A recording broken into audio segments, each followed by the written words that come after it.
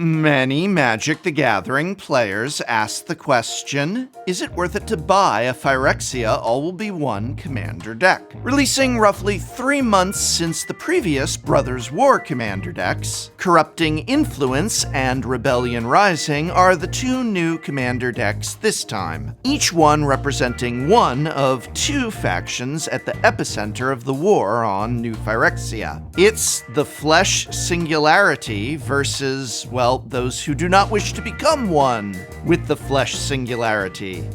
Like its predecessors, the All-Will-Be-One Commander decks contain a bevy of slick new card designs for the format, as well as a glistening pool of reprints to go with them, but are these decks ultimately worthy of our purchase, praise, and applause? Let us do Jin-Jitaxi's proud by dissecting them in this video, extracting what game pieces lie within, and looking at how much they really cost, checking to see if anything is actually missing, and seeing overall what they offer us in terms of gameplay, power, and strategy. All that and more are what's in store, so let's take a look.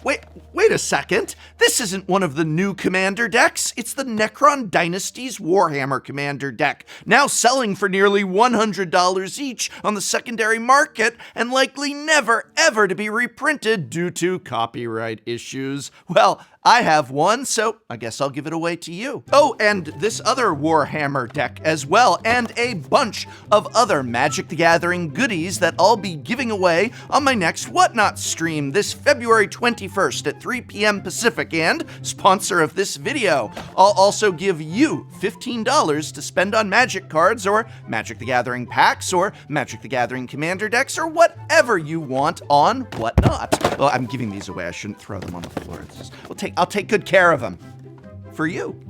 When you use my code, whatnot.com/invite/Tolarian College to make a new account, you'll get a $15 credit to spend on anything, and there's lots of Magic the Gathering things for less than $15, or for more than $15 that then you get $15 off of. Doesn't have to be from me or my stream. Spend it however you like on whatever you like on Whatnot. Whatnot is basically just if Twitch and eBay had a baby. People who have things to sell, like Magic cards and Magic packs, can live stream themselves, well, selling them. Or giveaways like the giveaway I'm doing, and other giveaway things too. So just go to whatnot.com/invite/Tolarian College and get $15 credit right away when you make a new account to spend on anything you want on Whatnot, and tune into my stream this February 21st and maybe you'll get one of these or other giveaways or some other cool little surprises I have in store. Whatnot. A Phyrexia All-Will-Be-One Commander deck contains the following. 1 100-card out-of-the-box playable Commander deck, including 1 foil Legendary Commander and 1 foil Legendary Alternative Commander. A thick Display Commander card. Honestly, I miss the oversized ones, but what are you gonna do? A life wheel and cardboard deck box, 10 double-sided tokens, a strategy page and reference card, and 1 quote-unquote collector booster sample pack, which contains 2 cards. Price, as always, is difficult to determine due to Wizards of the Coast not having an MSRP, but big box stores do, and these are listed there for $45 each. Online marketplaces can show this as low as $40 and as high as $50. And for the purposes of this video, I will work with an assumed average price of $45, which is more or less consistent with what previous Commander decks have been. But unlike previous Commander decks, these are part of a new trend of a reduction in original Commander designs. Meaning the cards that are designed just for these Commander precons, which is normally 15, has been reduced to only 10. Ever since Dominaria United. In fact, this is bringing new designs on level with the number that were in those now famous Zendikar Rising and Commander Legends Commander decks. You know, the ones that were less than $20 each and still had new card designs and foils. And thus continues the trend of paying the same for less as times move forward. Actually, you're paying a lot more because, again, Commander decks are now $45 each. That is MSRP because they're sold in big box box stores like Target or Walmart, and that is how much they are sold for there. Perhaps I might say a 33% decrease in new cards designed per deck is to give us some much needed breathing room, and perhaps those 5 card slots can instead be used to include more synergistic, higher value reprints from across the game's history. Unfortunately, looking at financial value, that doesn't add up. In fact, these appear to be some of the lowest value Commander decks ever. As of the time of recording, which is still before these decks have been released, mind you, if you were to buy each single in these deck lists, Corrupting Influence would cost you $65.18, and Rebellion Rising would cost you $78.07. And keep in mind, this price includes even 5-cent, 10-cent, 30-cent bulk cards contained within. All that bulk adds up. So let's really see what value is here by cutting out the bulk. If you were to remove all cards except those worth at least $1 each, just how much bang are you getting for your buck now? Well, that tally brings Corrupting Influence to $35.99, which is well below the MSRP, and Rebellion Rising to only $51.48. Now, to be very clear about something, because I see this come up a lot, no, you shouldn't be guaranteed when you buy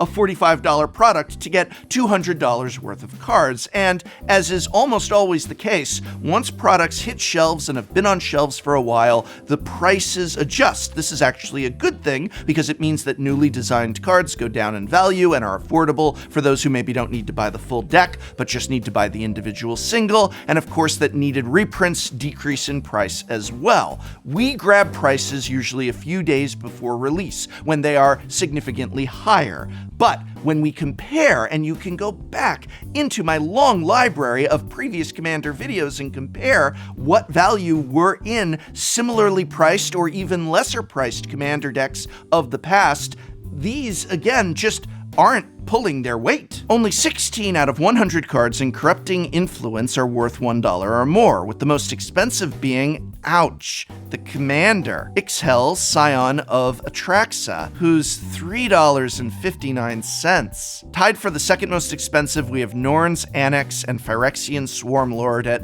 $3.39. 19 out of 100 cards in Rebellion Rising are worth $1 or more, with this deck's most expensive card being the Welcome Sight of Flawless Maneuver at $10.12, and the two runner-ups being new white mana staple Clever Concealment at $8.98, and a cool reprint of Elspeth Tyrell at $4.16. What's really interesting here is that I have noticed, perhaps just due to the popularity of Phyrexians, that Rebellion Rising is being undercut on many marketplaces, but it's actually got the better value. Something here seems wrong. These singles prices are starting to skew so low that despite the solid playability of these decks, which I'm going to get to playability in a moment, I'm not sure we'll be able to forgive these numbers. I'm speaking primarily, of course, about Corrupting Influence, which has a deflating 0 cards in it worth over $4 each. Again, in comparison, Rebellion's Rising has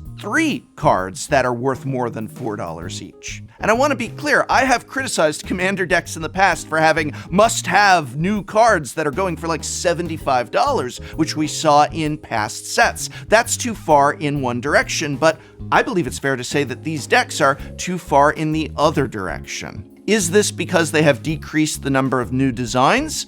Is this because they have decreased the power of those new designs? Is this simply because you get a result such as these prices when you release so many products and deluge the player base with so much to buy that no one is buying quite as much as they used to and things simply don't have the value that they once did? Maybe a little bit of all of those and a few more. But I don't think the Face Commander should be the most expensive card in the deck. I think it's fair to expect 1, 2, or even 3 cards to appear in a Commander Precon that retain good value due to their widespread applicability across multiple decks. That isn't asking for those $75 must-runs. But hey, maybe there aren't a lot of high-value reprints to go around when there's just so many sets needing them. So speaking from a purely financial standpoint, Corrupting Influence fails. And remember, remember that that value is likely going to continue to plummet after these hit shelves. Rebellion Rising meets this expectation somewhat, but not greatly. And overall, value-wise, there's not much to write about home here. But financial value is not everything. One of the things I have loved about Commander Precons since my very first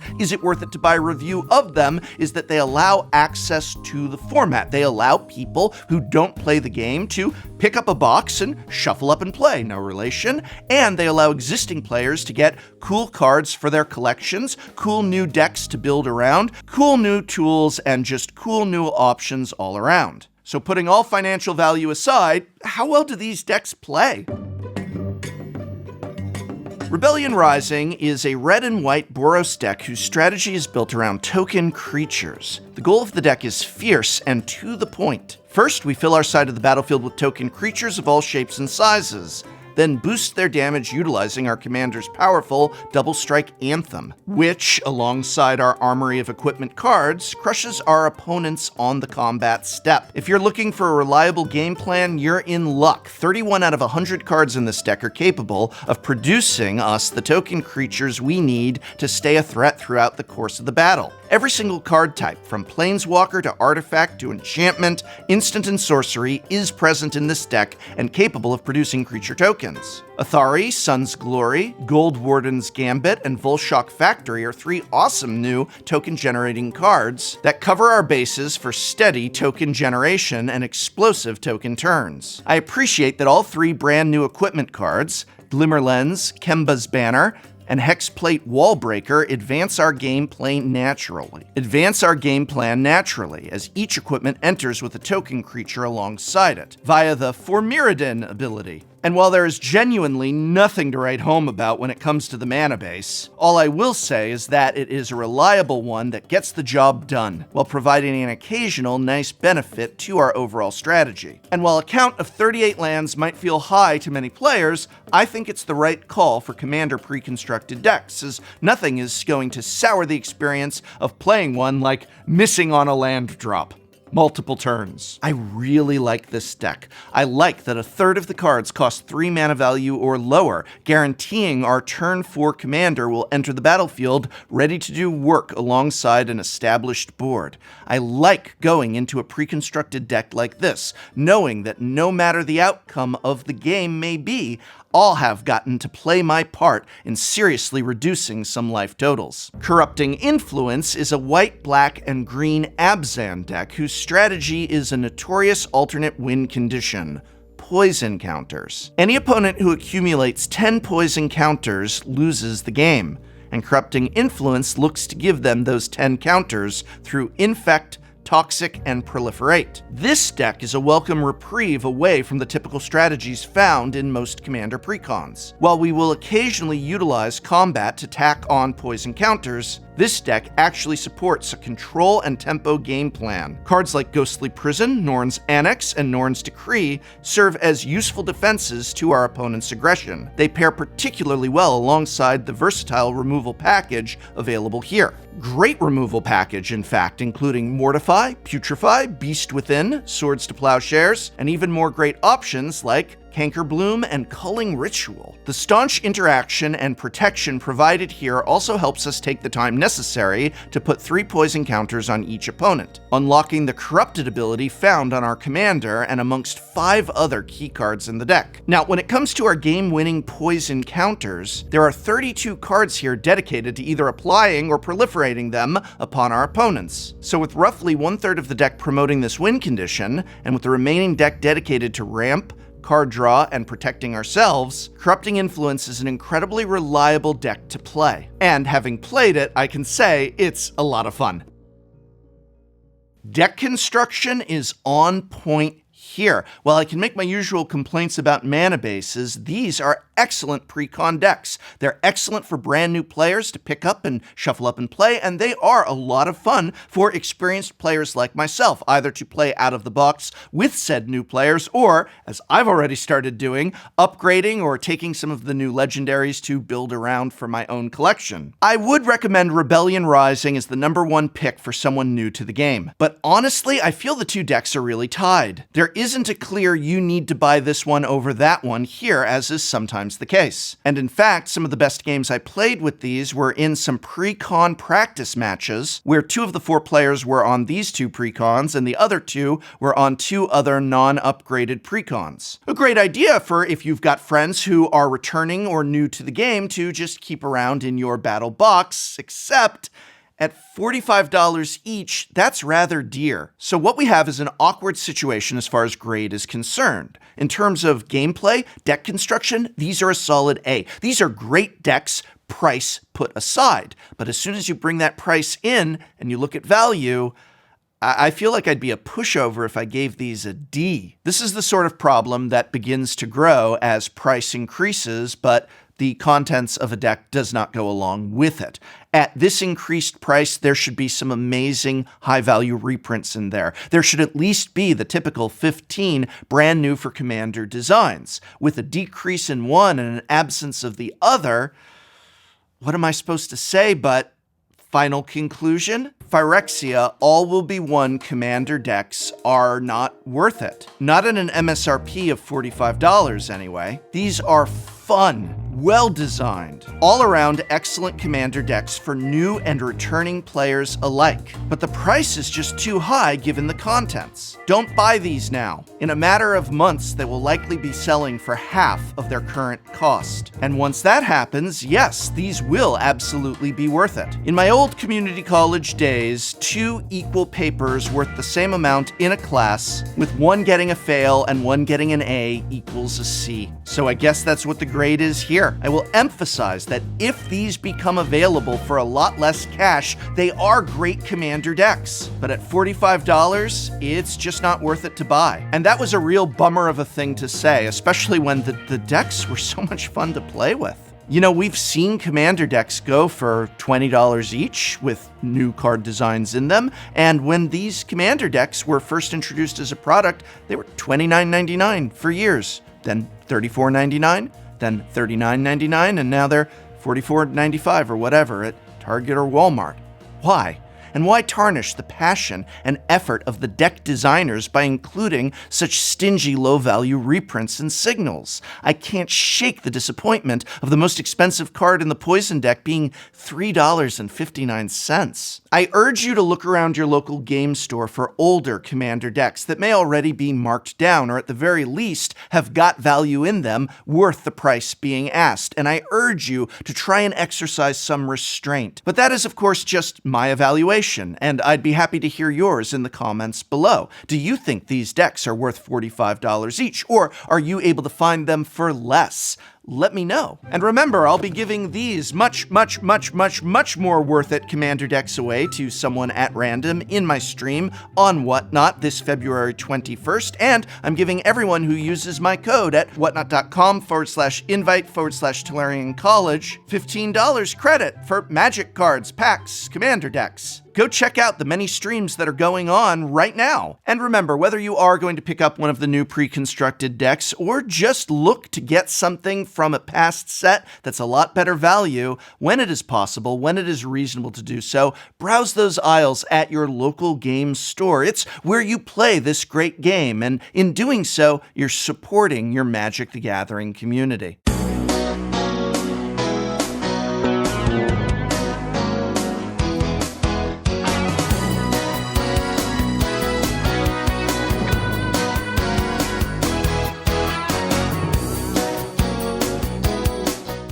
Next time on Shuffle Up and Play. Today, our old favorite classic Commander decks, but they're allowed to do a little tune-up if they see fit. My name's Lexi, otherwise known as Micromage, and I have brought Essex. Hi, I'm Amy the Amazonian, and I'm playing Lord Windgrace's Dirty Litter Box. Hello, everybody. My name is Voxy, and I have crabs. Crucible of Worlds. Was that a secret lair? Oh, yeah, this is Secret Lair Amazonian. You can only get it from my house.